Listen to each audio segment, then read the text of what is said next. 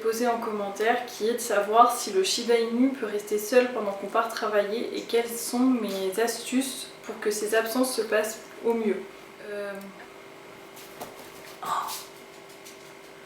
Je pense qu'avant de répondre à cette question, il y a deux choses à savoir. C'est qu'il est quand même peu judicieux de prendre un chien si vous êtes absente plus de 8 heures par jour, parce que vous aurez très peu de temps pour vous occuper de votre chien. Et la deuxième chose, c'est que la solitude et les absences ne sont pas quelque chose d'inné chez le chien, c'est un apprentissage qu'il faut leur inculquer.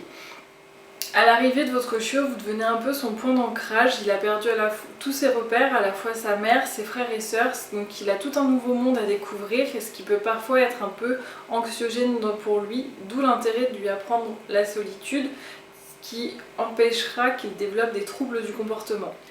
Pour apprendre à votre chiot à rester seul, il va falloir y aller progressivement et avoir beaucoup de patience. La première chose à mettre en place, ça sera de continuer votre vie et surtout de ne pas répondre à toutes les sollicitations de votre chiot. Il est vraiment nécessaire que votre chiot apprenne à s'occuper seul et à gérer ses moments d'inactivité aussi. Ça lui permettra d'assimiler les bases de la solitude et donc de ne pas être dépendant de votre présence pour avoir une activité. Une des choses que vous pouvez mettre en place aussi, c'est le fait de vous absenter quelques secondes dans une autre pièce fermée dans laquelle le chiot vous perd de vue.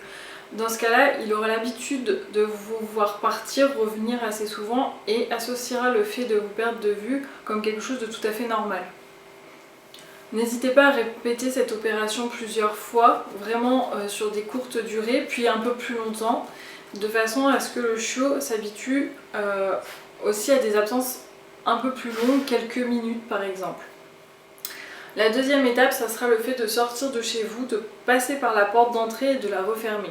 Alors pour cela, essayez d'éviter tout ce qui est rituel, mise en place d'une procédure quand vous partez. Essayez de faire les choses le plus simplement possible et le plus rapidement possible pour que ça ne crée pas de stress. Cette deuxième phase, il faudra absolument que votre chiot soit déjà à l'aise avec le fait de vous perdre de vue, ne crée pas d'anxiété. Il faut toujours que le chiot reste dans sa zone de confort au niveau des absences, puisque ce sera de faire des associations positives à votre départ. Pour cela, n'hésitez pas à partir quelques minutes, puis revenir dans votre logement, et ce jusqu'à arriver à quelques heures d'absence, voir comment le chiot réagit.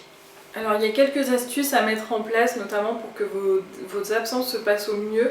La première chose, ça sera de répondre à ses besoins physiques en le baladant de façon satisfaisante, en le laissant renifler, le laissant avoir des balades qui seront plus ou moins épuisantes pour lui, afin qu'il soit calme au moment de vos départs. La deuxième chose, ça sera de répondre à ses besoins psychologiques et mentaux, c'est-à-dire votre chiot il aura besoin de se dépenser, de réfléchir. Pour notamment la stimulation mentale de votre chiot, il y a des jeux de stratégie qui ont été mis en place par un certain nombre de marques que vous pouvez retrouver en animalerie ou sur des sites internet. Je pense notamment à la marque Trixie qui a fait ce type de jeux qui sont parfaits pour les chiots, qui sont vite assimilés par eux. Le but est de cacher des friandises dans le jeu et que le chiot puisse ouvrir les trappes, découvrir les friandises au fur et à mesure par ses propres moyens. La troisième chose qu'il faudra veiller à mettre en place au moment de vos absences, c'est que le chiot ait des occupations, c'est qu'il ait de quoi s'occuper pour ne pas s'ennuyer. Alors dans ce cas-là, vous trouverez différents jeux sur les différentes animaleries en ligne, mais une de mes astuces, ça sera le panier de jeux. Personnellement, j'ai un panier qui vient de chez Leclerc, dans lequel j'ai mis un vieux drap découpé, et avec ce vieux drap, je m'en sers pour cacher différents jeux type peluche, balle avec une friandise dedans, des choses en corde, mais aussi un certain nombre de sabots de veau et de sabots de bœuf qui répondent à un besoin de mastication du chien, donc qui l'occupe un moment aussi. Et le tout dans un grand panier que je laisse à disposition, une mobilisation intellectuelle pour pouvoir trouver ses jouets. Mais aussi, la chose que vous pouvez mettre en place, c'est le fait que ce panier de jeux, il ait des jeux nouveaux à chaque départ, que vous ne lui donniez pas tout le temps, pour comme ça, il associe vos départs à quelque chose de positif, le fait d'avoir de nouveaux jeux. En jeu d'occupation aussi, vous pouvez lui donner des kongs. Alors le kong, c'est ni plus ni moins de cône en caoutchouc dans lequel vous pouvez fourrer des friandises ou de la pâtée. En fait, le chiot va devoir mastiquer pour pouvoir avoir ce qu'il y a de caché dedans, donc ça l'occupera un certain temps. Vous avez ce cong là dans lequel vous pouvez cacher les croquettes et que vous donnez au moment du départ.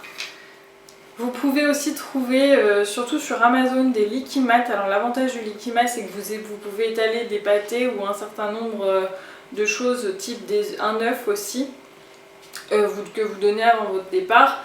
Le but, c'est que le chiot le lèche un maximum et puis bien évidemment que ça l'occupe aussi.